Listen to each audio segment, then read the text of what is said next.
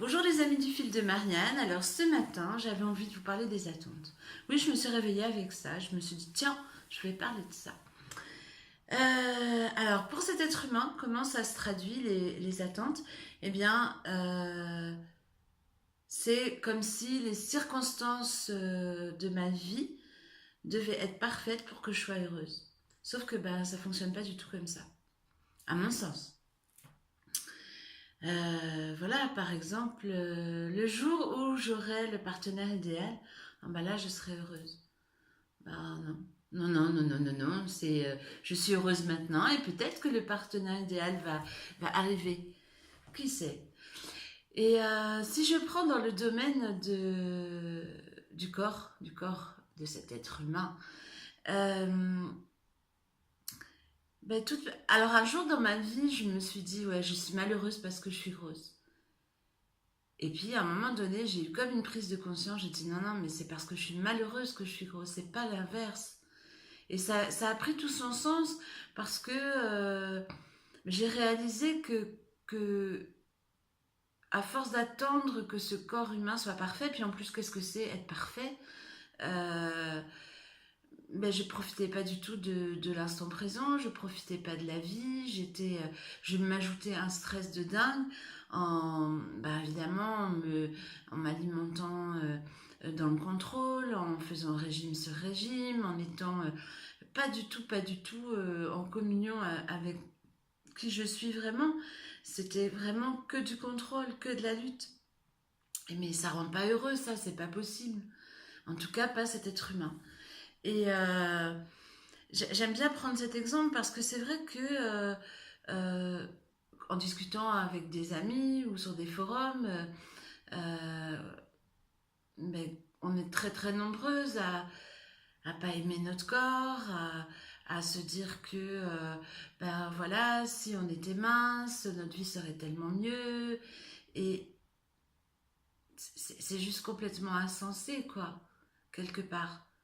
Donc l'exemple dont je parle, que j'aime donner, euh, c'est l'exemple d'un enfant. Admettons, admettons que vous ayez un enfant et que cet enfant ben, soit pas comme vous voulez qu'il soit. Je parle pas d'un handicap, mais de- d'un corps physique qui, par exemple, pourrait être un peu rond. Mais est-ce que vous allez lui dire à cet enfant, bon ben, écoute, je peux pas t'aimer là parce que tu es trop rond. Quand tu seras mince, moi je t'aimerai.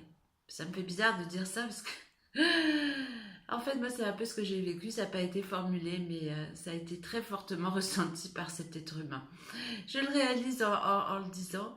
Et je m'en amuse parce que voilà, c'était pas ma croyance, c'était voilà, la croyance de quelqu'un d'autre. Et je l'ai prise pour vrai. Et ça m'a un petit peu quand même pourri la vie. Donc voilà, non, je pense que ça viendrait à personne l'idée de rejeter, en tout cas consciemment, verbalement, un petit enfant en lui disant ça. Et on fait ça avec notre corps, notre propre corps humain. Donc c'est terrible quelque part. Parce que ce corps, la seule chose qu'il veut, c'est juste être aimé pour qui il est, être accepté, être apprécié, et qu'on avance avec lui et non pas contre lui. Et là, je pense qu'à ce moment-là, ben, les choses peuvent aller vers l'équilibre, hein. En tout cas l'équilibre qui est bon pour chaque être humain. Moi, je ne sais pas, voilà, je peux pas dire en poids, en taille de vêtements, quoi que ce soit, qu'est-ce que cet être humain, Marianne, a, a besoin pour être bien. Je laisse faire. Bon, c'est très nouveau, hein, bon, mais c'est fantastique. Et en aparté, justement, j'ai parlé dans plusieurs vidéos de cette grande fatigue. Et hier, j'ai eu un rendez-vous avec un praticien en médecine chinoise et qui m'a vraiment, vraiment ouvert une sacrée belle porte parce que il m'a dit votre problème, ce sont vos surrénales qui ont eu comme carburant, bah oui, depuis, on va dire, allez, 45 ans, qui ont eu du sucre raffiné et d'un coup, il n'y en a plus. Et ça permet justement de voir que ces surrénales étaient fatiguées. Parce qu'autrement, quand je mangeais du sucre, c'était par crise. Donc je donnais du sucre à ce corps. Donc il y avait une énergie. Puis après, c'était par terre. Et je redonnais du sucre. Enfin voilà, c'était sans arrêt ce cycle infernal. Et du coup, comme là, je n'en donne plus, bah, ça a permis vraiment de faire le clair en moi. Et donc le praticien m'a dit, ben voilà, comme il n'y a pas ni de sucre, de nicotine, et ben on voit ce qui se passe, quoi. Donc, waouh, je suis trop contente. Bon, maintenant, il faut voir dans le temps comment tout ça va se réorganiser, mais j'ai vraiment, vraiment confiance. Voilà. Donc, ça, c'était en aparté, mais voilà, je pense que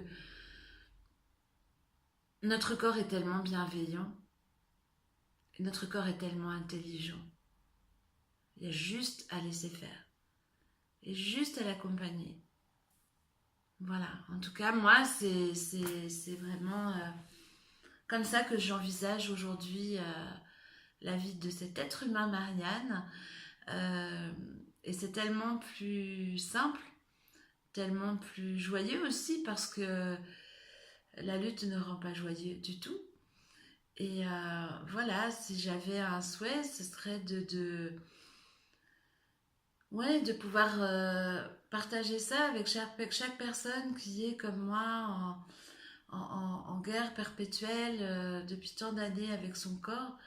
C'est de faire ami-ami et de voir son corps comme son petit enfant adoré et de l'aimer tout simplement tel qu'il est là, sans lui demander d'être différent, parce que c'est vraiment violent pour un être humain ou un corps d'entendre ou de ressentir que ben, tel qu'il est là, ben non, ça le fait pas et qu'il faut vraiment changer. Voilà. Donc, non, nous sommes parfaits tels que nous sommes. Et voilà. Voilà, c'était mon petit message du jour. Donc, je vous souhaite un joyeux vendredi et un merveilleux week-end avec vos si parfaits corps humains. Voilà, donc je vous embrasse, je vous dis un grand merci à tous ceux et celles qui me suivent. Pour celles, alors je le dis, ça vient des fois, hein, voilà, si vous souhaitez vous abonner au fil de Marianne ou ma chaîne YouTube, il faut cliquer.